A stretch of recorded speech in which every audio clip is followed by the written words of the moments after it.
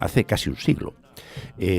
Resulta que los profesionales de la medicina, entonces, al igual que otros muchos colectivos, estaban bastante desasistidos desde el punto de vista social. Y bueno, pues un médico, si se ponía malito o se moría, aquello era una tragedia para su familia, porque no tenían ningún tipo de cobertura. Y entonces a alguien se le ocurrió que a lo mejor hacer una mutua permitiría a los profesionales de la medicina tener una cierta cobertura.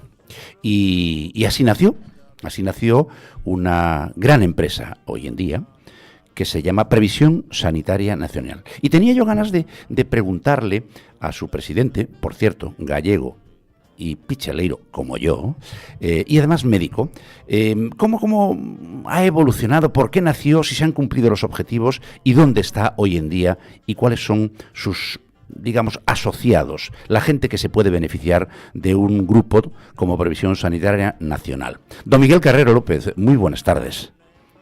Hola, buenas tardes, Ignacio. Oye, Miguel, a ver, cuéntanos un poquito cómo nació esto de Previsión Sanitaria Nacional, pues eso, va casi para un siglo, ¿no? Sí, nació en el año 28, 1928, que ha sido parado. O sea, dentro de, pues, ya pronto seremos centenarios. Pues es una de las historias más bonitas, porque es fruto de la solidaridad de las personas, ¿no? En este caso de los profesionales sanitarios. Esto empezó allá en el año 28, siendo presidente el doctor Pérez Mateos del Consejo General de Colegios Médicos, en una reunión en Barcelona de estas asociaciones de colegios. Decidieron pues crear una entidad que pudiera hacer frente a la fragilidad del hombre, concretamente de los profesionales en aquel entonces, cuando el desamparo ante el infortunio pues era habitual, ¿no? Entonces reunieron todas aquellas entidades, pequeñas entidades solidarias que había, Montepíos, cajas de ayuda, en fin, todas estas, y crearon una sola entidad que fue Previsión Médica Nacional.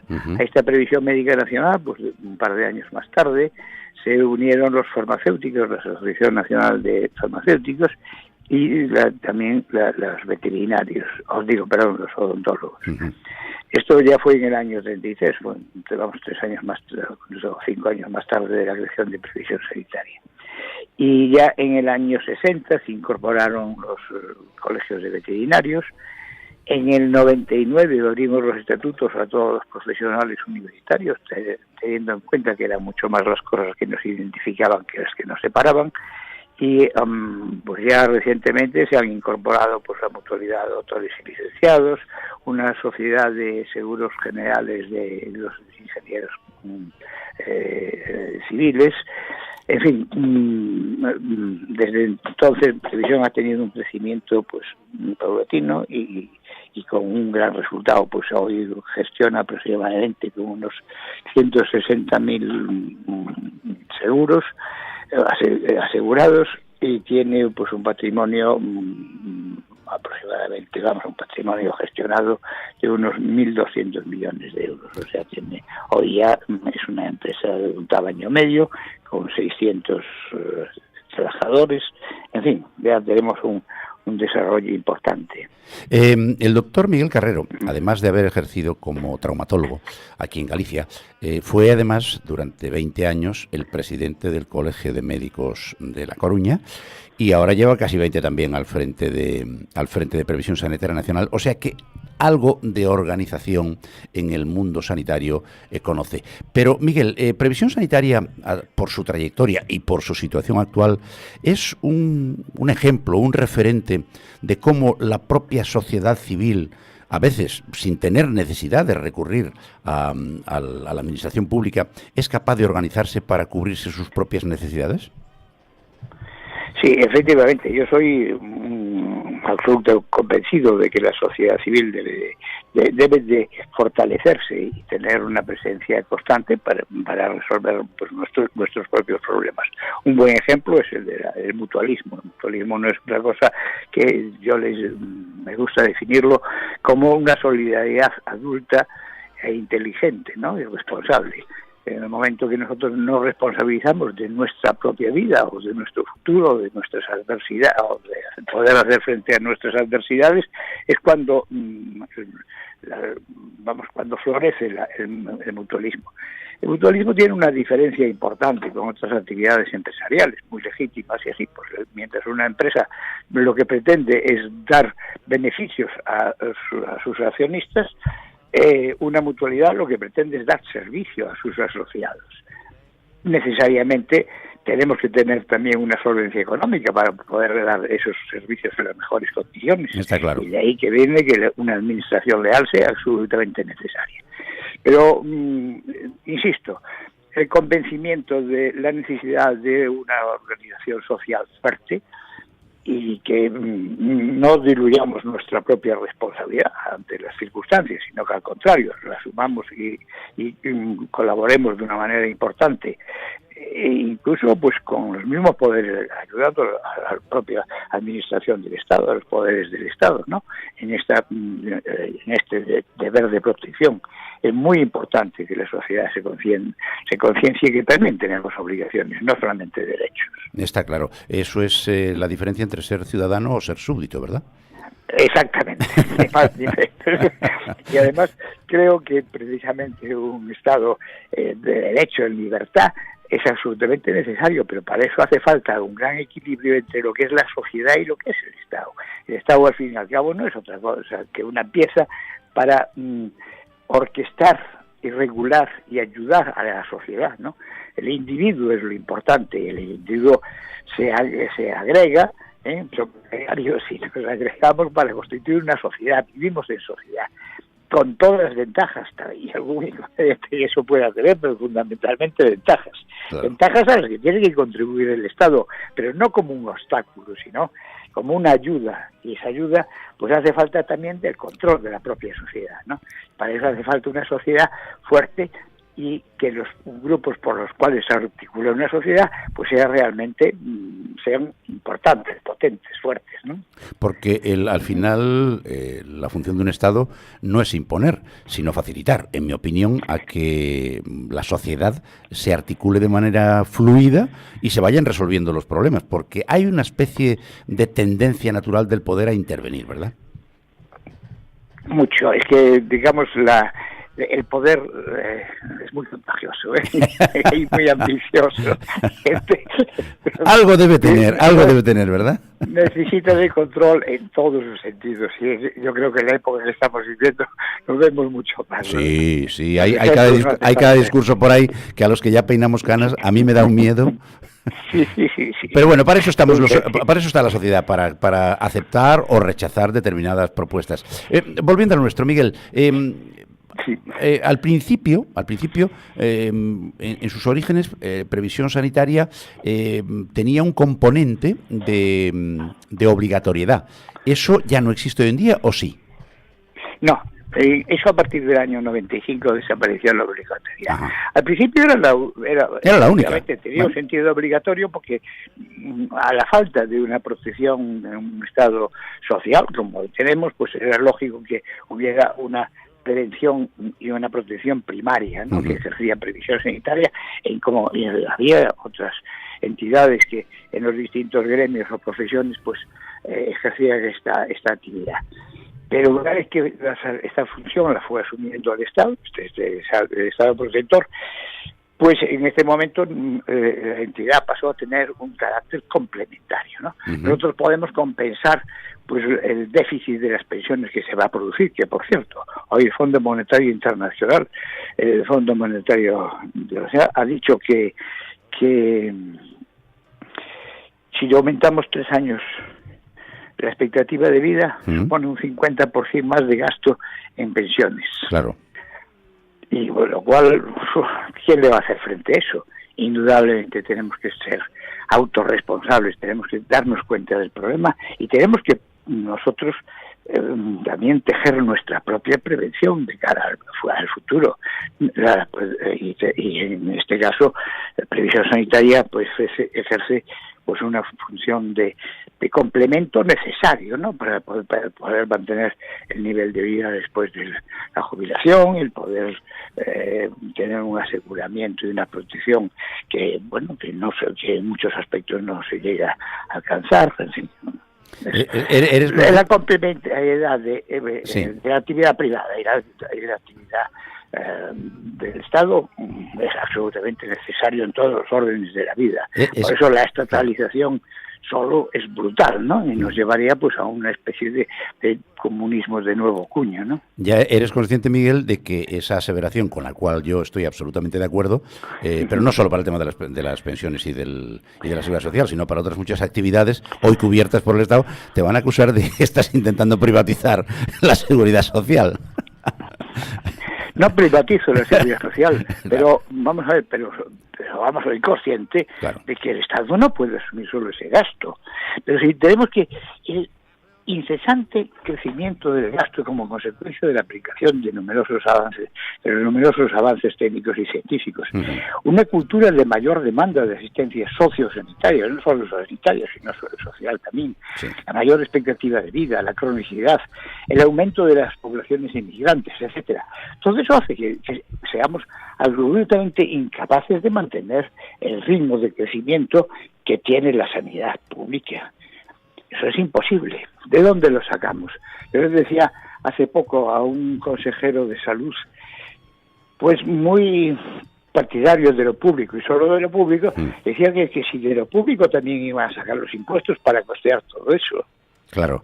Aparte de que todos sabemos, los que tenemos algo de conocimiento al respecto, que si mañana, Dios no lo quiera, se eliminara la sanidad privada en este país, el sistema público es absolutamente incapaz de absorber las prestaciones que está dando la sanidad privada.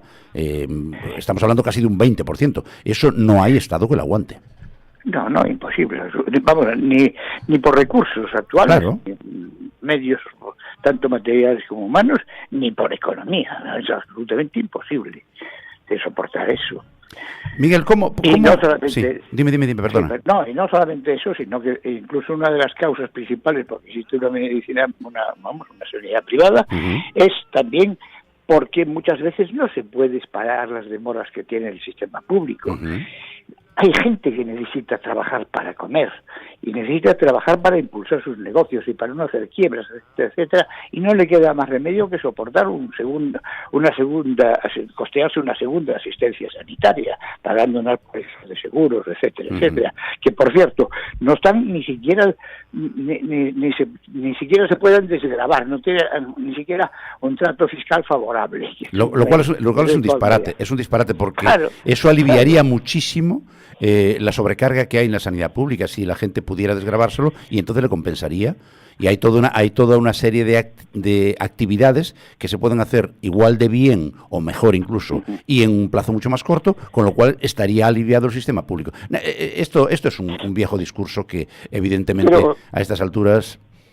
Pues el principal argumento que sostienen es precisamente porque no se pueden enriquecer al costo de la sanidad. Claro. Pero vamos a ver, hoy precisamente, que estamos viendo lo que está pasando en la administración pública, con los enriquecimientos absolutamente ilícitos, con todos los casos de blanqueo que tenemos, etcétera, etcétera, y me van a decir que la actividad privada es peor que la actividad pública. Bueno, porque baje Dios y lo vea, ¿eh?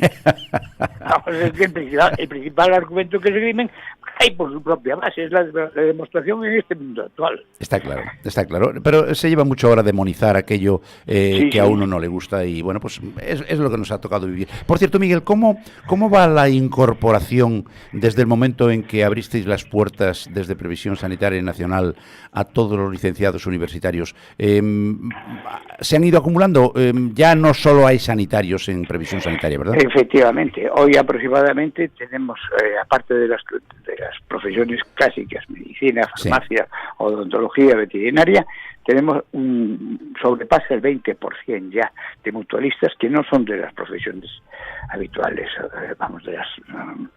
de las profesiones, digamos, creadoras de previsión sanitaria.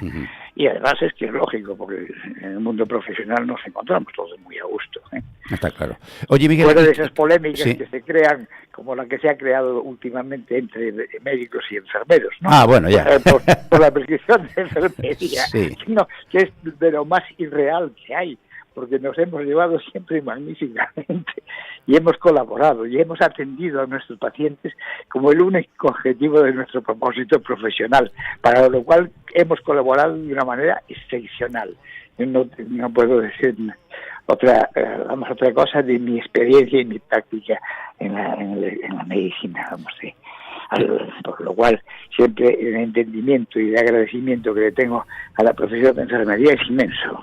¿Sabe lo que pasa, Miguel? Que muchas veces de esas polémicas viven algunos muy bien. Efectivamente. y sin ánimo de señalar.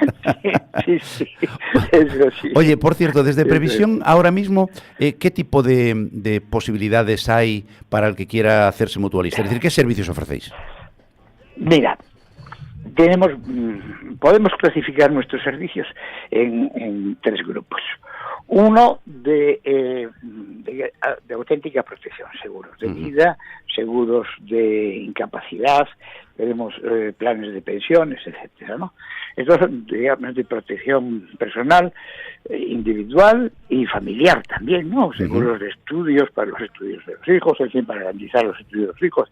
Tenemos varios tipos, contra la inutilidad temporal, ¿no? De ILT famosa. Bueno, después tenemos un segundo grupo de productos de inversión, Unilin, PIAS, rentabilidad garantizada, etcétera, ¿no?